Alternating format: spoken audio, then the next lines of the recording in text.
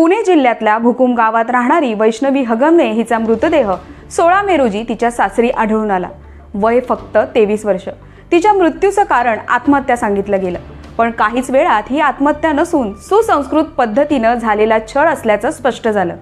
Postmortem अहवालात तिच्या शरीरावर एकूण 39 जखमा आढळल्या, त्यात 5 ते 6 जखमा ताज्या होत्या। यावरून ती केवळ मानसिकच नाही तर शारीरिक छळालाही सामोरी जात होती हे स्पष्ट झालं। वैष्णवीचा विवाह शशांक हगवणे याच्याशी झाला होता।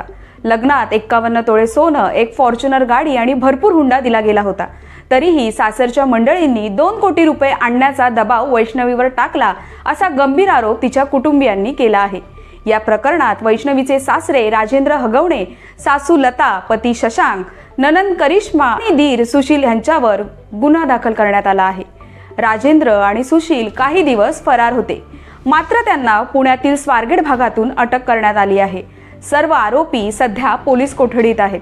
प्रकरण कोर्टात आहे, पण वकिलांकडून वैष्णवीच्या चारित्र्यावर शंका घेणारे युक्तिवाद सादर करण्यात आले आहेत, ज्यामुळे तिच्या माहेरच्या कुटुंबियांनी संताप व्यक्त केला आहे।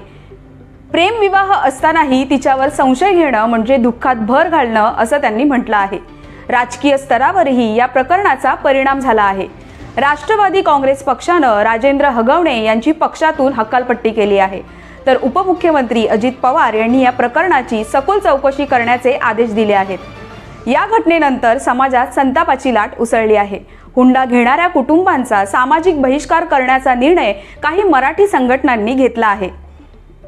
वैष्णवी मेल्यावर शेवटचे जे वाक्य तिच्यावर घेतलं गेलं तिच्या आयुष्यभराच्या यातनांपेक्षा जास्त त्रासदायक होतं। वैष्णवी आपल्यात नाही, पण तिचा आवाज समाजात उठतो आहे। आवाज फक्त तिच्यासाठी नाही, अशा कितीतरी वैष्णवींसाठी आहे ज्या अजूनही गप्प आहेत, छळ सहन करत आहेत आणि न्यायाची वाट पाहत आहेत।